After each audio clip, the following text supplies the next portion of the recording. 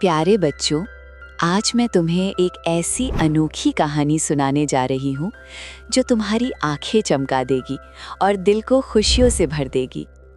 सोचो, क्या कभी ऐसा हो सकता है कि हमारी ही ज़मीन के नीचे एक पूरी अलग दुनिया हो जहाँ परियां रहती हों? मेरी कहानी एक ऐसी ही छोटी सी लड़की की है जिसका नाम था चंचल। एक बहुत ही सुंदर गांव था जहां चारों तरफ हरियाली थी और हवा में मीठी खुशबू रहती थी। इस गांव में सबसे चतुर और क्यूरियस थी चंचल। उसके बाल हवा में उड़ते थे और उसकी आंखों में हमेशा एक चमक रहती थी। चंचल को गांव के बड़े बुजुर्ग चंचल तितली कहकर बुलाते थे, क्योंकि वो कभी एक जगह टिकती नहीं थी। कभी पेड़ों पर चढ़ जाती, कभी नदी किनारे पत्थर फेंकती। उसे नई चीज़ें एक्सप्लोर करना बहुत पसंद था। गांव के बीच में एक पुराना सा बरगद का पेड़ था। उसके पास से गुजरते हुए बड़े लोग हमेशा चंचल को वार्न करते थे, बेटा उस पेड़ के पास मत जाना, लोग कहते हैं वहाँ कोई रहस्य है, कोई अदृश्य शक्ति रहती है। लेकिन चंचल का मन तो एक चंचल तितली जैसा ही था। उसे रोकना मुश्किल था। उसकी क्यूरियोसिटी और बढ़ जाती थी। एक दिन गर्मी की दोपहरी थी और गांव में सब लोग अपने घरों में आराम कर रहे थे। चंचल अपनी बकरी के पीछे भागते हुए उसी बरगद के पेड़ के पास पहुंच गई।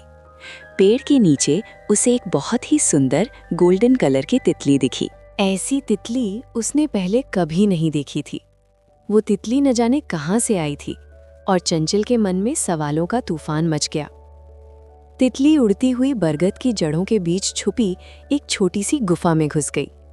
चंचल ने सोचा, अरे ये तितली कहाँ गई? उसकी क्यूरियोसिटी इतनी बढ़ गई कि उसने बिना सोचे समझे उस गुफा के अंदर झांका। गुफा अंदर से इतनी अंधेरी नहीं थी जितनी बाहर से लग रही थी। अंदर से हल्की हल्की रोशनी आ रही थी, जैसे जुगनू चमक रहे हों। उसने धीरे से उस छोटे से टनल में घुसने की कोशिश की। थोड़ी देर वो रेंगती रही और फिर एक ऐसी जगह पहुंची जहां वो अपनी आंखें बंद करने पर मजबूर हो गई। इतनी तेज रोशनी थी। जब उसने धीरे से अपनी आंखें खोलीं तो वो हैरान रह गई। वो जमीन के नीचे एक ऐसी दुनिया में खड़ी थी जो उसने अपने सपनों में भी नहीं देखी थी।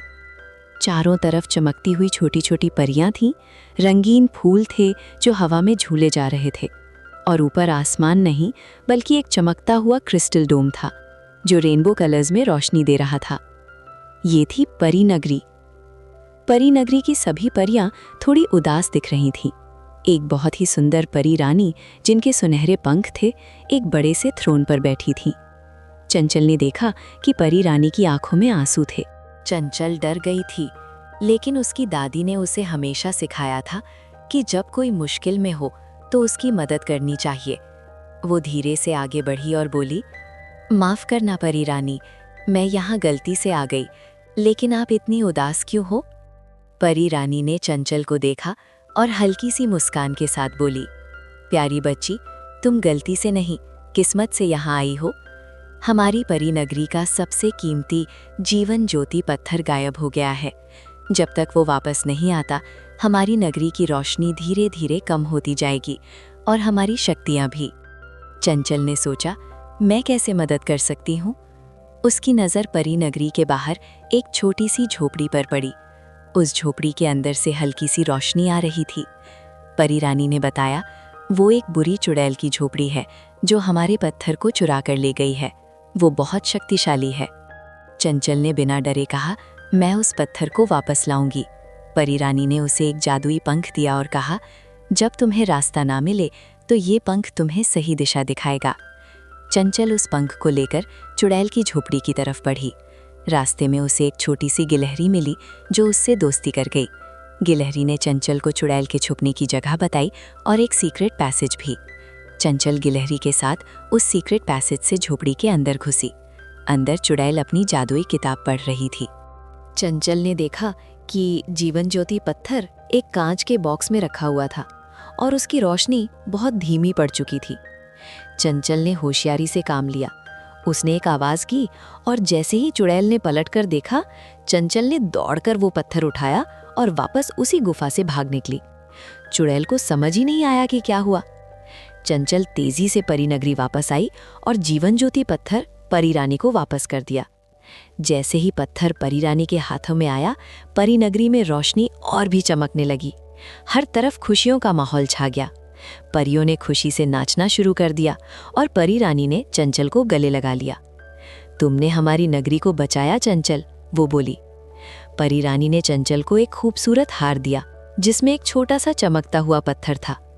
उसने कहा, जब भी तुम्हें हमारी याद आए या कोई मुश्किल हो तो ये पत्थर तुम्हें रोशनी दिखाएगा।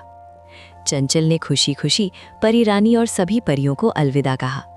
वो वापस उसी बरगद के पेड़ के पास से बाहर निकली जहां से वो अंदर गई थी। बाहर आकर उसने देखा कि सूरज डूब रहा था। उसने इधर उधर देखा, उसकी बकरी पास में ही घास चर रही थी। चंचल ने एक लंबी सांस ली। क्या ये सब एक सपना था? लेकिन उसके गले में चमकता हुआ हार उसकी सच्चाई बता रहा था। चंचल कभी किसी को परी नगरी का राज नहीं बताती थी, लेकिन उस दिन के बाद वो और भी ज्यादा करेजियस और काइंड बन गई। उसने समझ लिया कि अगर हम हिम्मत और अच्छाई से काम लें तो बड़े से बड़े राज भी खुल सकते हैं और हम सबकी मदद कर सकते हैं। तो देखा मेरे प्यारे बच्चों, क्यूरियस होना कितना अच्छा होता है, पर हाँ, हमेशा सेफ्टी का भी ध्यान रखना चाहिए। क्या पता तुम्हारी जिंदगी में भी कोई ऐसा राज छुपा हो। अतरंगी किड्स कहानियों को लाइक करो, शेयर करो, मम्मा पापा से सब्सक्राइब कराओ।